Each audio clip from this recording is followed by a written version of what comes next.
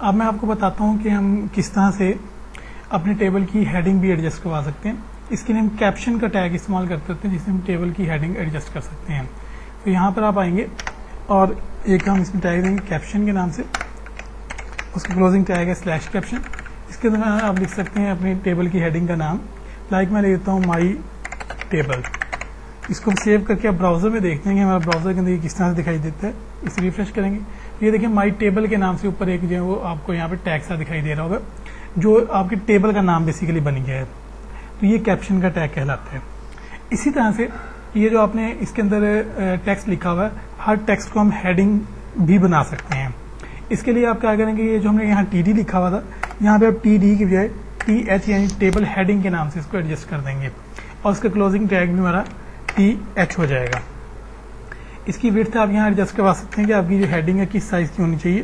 तो यहाँ पे मैं इसको विड्थ दे देता हूँ लाइक 5। इसको हम सेव करते हैं। अब इसे ब्राउजर में देखते हैं कि हमें कैसी सेटिंग दिखाते हैं। ये देखिए, ये जो हमारा पहला कॉलम था, इसके अंदर हमने जो टेक्स्ट था उसको हमने एक हेडिंग का टैग लगा दिया था, जिसकी वजह से बोल्ड भी हो गया और उसका साइज भी एडजस्ट हो गया बाकी उनके फिगर्स की निस्बत। इसे हम टेबल हेडिंग का नाम देते हैं। इसी तरह से मैंने आपको फिर बताया था एक इसमें टैग, इसको हम खत्म कर देते हैं कि एक बाज़ मरतबा हमें जरूरत होती है कि हमें कुछ सेल्स को आपस में मर्ज करना पड़ता है। उस सूरत में हम लोग क्या करते हैं, सूरत में अगर हम कॉलम्स को मर्ज करना चाहते हैं तो हमें कॉल स्पैन का ऑप्शन इस्तेमाल करना पड़ता है, और अगर हम रोज को मर्ज करना चाहते हैं तो हमें कॉल रो स्पैन को ऐड करना पड़ता होता है। तो हम ब्राउजर में चलते हैं, वापस इसे रिफ्रेश करते हैं।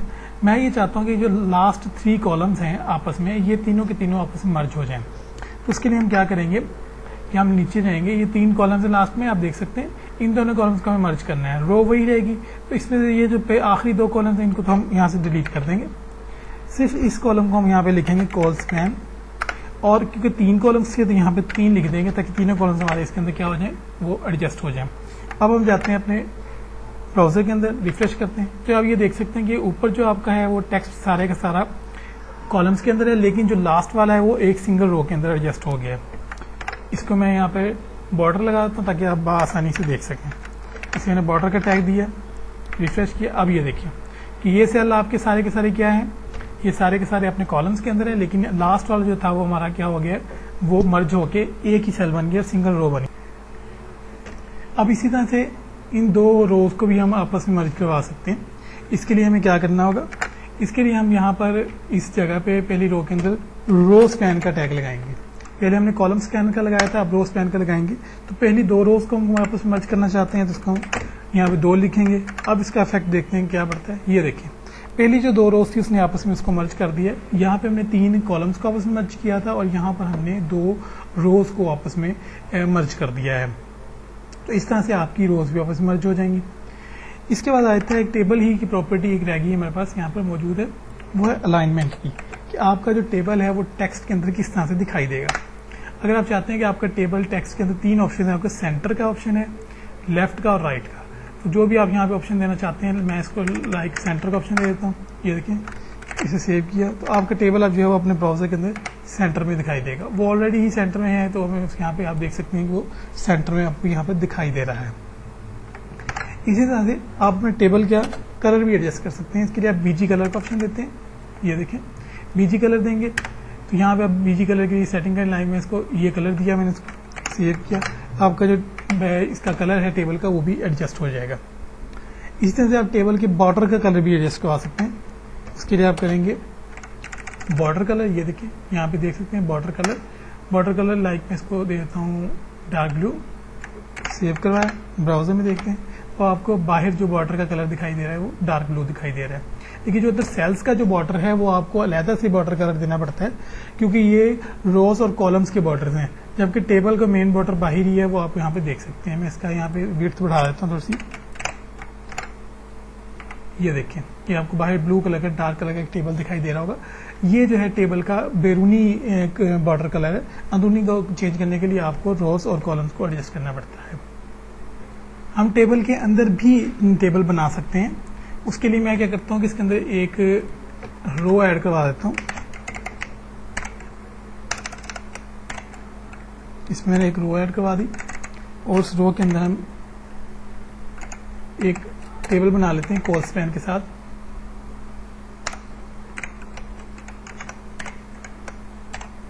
इस तरीके से ये मैंने एक रो इसमें ऐड करवाई, उसके अंदर एक मैंने जो वो कॉलम ऐड करवा दिया। इसको ब्राउजर में हम देख लेते हैं किस तरह से हमें दिखाई देगा। रिफ्रेश करते हैं इसको।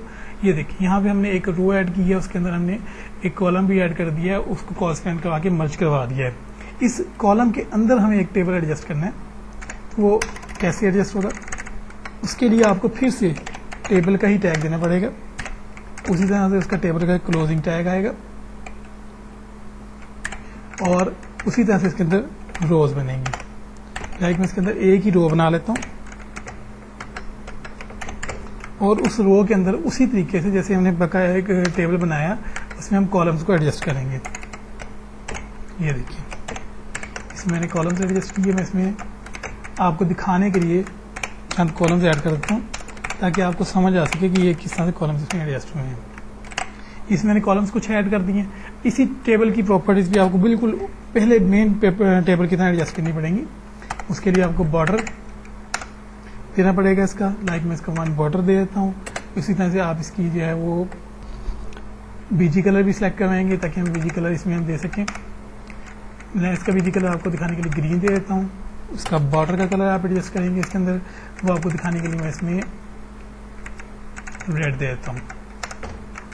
ये देखें हमने बकायदा पूरा एक टेबल बनाया है। उसी तरह से इसकी हमने टेबल की जो है वो बॉर्डर एडजस्टमेंट की है, बीजी कलर दिया है, उसका बॉर्डर कलर दिया है, उसके अंदर हमने यहाँ पे इसमें कॉलम्स ऐड किए हैं। अब हम इसको देखते हैं कि हमें किस तरह से दिखाई देता है। ये देखिए रिफ्रेश किया, यहाँ पे आप देख सकते हैं कि आपको एक टेबल दिखाई दे रहा है, उसकी कॉलम्स भी दिखाई दे रहे हैं। क्योंकि हमने इसमें विड्थ एडजस्ट नहीं की, हम इसमें विड्थ भी एडजस्ट कर लेते हैं। हमारे मदर टेबल की जो विड्थ है वो 780 है, तो 2 पॉइंट्स यहाँ पे कम रख के आप 778 की विड्थ इसमें दे दें ताकि इसके अंदर एडजस्ट हो सके। रिफ्रेश करूँगा से ये देखें पूरे उसमें आपका जो है वो टेबल एडजस्ट हो गया है। उसी तरह से आप इसकी सारी रोज की हाइट वगैरह को एडजस्ट करेंगे ताकि आपको इसमें दिखाई दे सके। मैंने इसकी रो हाइट भी एडजस्ट कर दी है। अब ये देखें अब आपको इसमें कॉलम यहाँ दिखाई दे रहा होगा। इसी तरह से आप इस जो सब टेबल है इसकी जो है सेल पैडिंग और सेल स्पेसिंग भी करवाएंगे। लाइक मैं इसकी सेल पैडिंग और सेल स्पेसिंग कर देता हूँ ताकि आपको ये आसानी दिखाई दे सके। ये देखें इसी तरह से इसकी अलाइनमेंट भी की जा सकती है बिल्कुल आम बड़े टेबल की तरह से। इसको मैंने सेंटर लाइन करवा दिया, तो ये देखें इसकी सेंटर अलाइनमेंट भी हो गई है। हर चीज़ इसकी बड़े टेबल की तरह एडजस्ट की जा सकती है, लेकिन इसका फ़ायदा ये है कि इसको हम अलहदा से कंट्रोल कर सकते हैं। क्योंकि बाज़ मरतबा हमें जो है वो कुछ इस तरीके से इसमें जो है वो कॉलम एडजस्ट करनी होते हैं कि हमें बाकी कॉलम को डिस्टर्ब नहीं करना होता। उसके लिए हम अलहदा से टेबल बना लेते हैं ताकि हम बाकी कॉलम्स को डिस्टर्ब किए बगैर अलहदा से कॉलम्स इसके अंदर एडजस्ट करवा सकें। इसके अंदर एक और चीज़ आपको बता दूं कि आप अगर चाहते हैं कि अपने इस टेबल के अंदर बैकग्राउंड इमेज एडजस्ट करें, वो भी आप करवा सकते हैं। तो आप बैकग्राउंड इमेज पे जब जाएंगे तो यहाँ ब्राउज का ऑप्शन आ जाएगा, इस पर आप क्लिक करें तो आपको इसके अंदर जो है वो एक डायलॉग बॉक्स मिलेगा जिसके अंदर से आपको इमेज उठानी होगी। मैं यहाँ से कोई सी भी एक इमेज यहाँ पे से उठा लेता हूँ। यहाँ भी आप देख सकते हैं काफ़ी सारी इमेजेस पड़ी हैं, तो मैं एक मोनो 5 की इमेजेस में उठा के एडजस्ट करवा के ओके कर देता हूँ। अब इसे ब्राउजर में जाके रिफ्रेश करके देखते हैं, ये इमेज आपकी इस टेबल के अंदर दिखाई दे रही है। क्योंकि अब ये टेबल का साइज बहुत छोटा था, इस वजह से इमेज आपको वाज़ेह नज़र नहीं आ रही होगी। यहाँ पे आप देख सकते हैं पूरा एक पाथ उस इमेज का बन गया। तो जिस फोल्डर में आपने वेबसाइट के पेजेस रखे होंगे वहीं पे ये इमेज भी मौजूद होनी ज़रूरी है। तो मैं इसकी हाइट बढ़ा देता हूँ ताकि हम इसके अंदर इसको बासानी देख सकें। मैंने इसकी हाइट 45 की है। अब इसे रिफ्रेश करवाते हैं, ये देख सकते हैं आप कि आपको इमेज भी इस बैकग्राउंड के अंदर दिखाई दे रही है। इसी तरह जो आपका मेन टेबल है उसकी इमेज आप अलग से एडजस्ट करवा सकते हैं। तो ये आपके ऊपर डिपेंड करता है कि आपको किस तरीके से जो है वो अपनी टेबल की सेटिंग करनी है। तो इस तरीके से आप जो अपने टेबल्स की सेटिंग्स यहाँ अपने वेब पेजेस के अंदर अपनी रिक्वायरमेंट के मुताबिक कर सकते हैं। कि टेबल के अंदर टेबल को किस तरह से आपने इस्तेमाल करना है ये आपकी प्रैक्टिस पे डिपेंड करता है, क्योंकि ये बहुत ही इंपॉर्टेंट इशू है और टेबल्स का इस्तेमाल हम अपने वेब पेजेस के अंदर बहुत ज़्यादा करेंगे।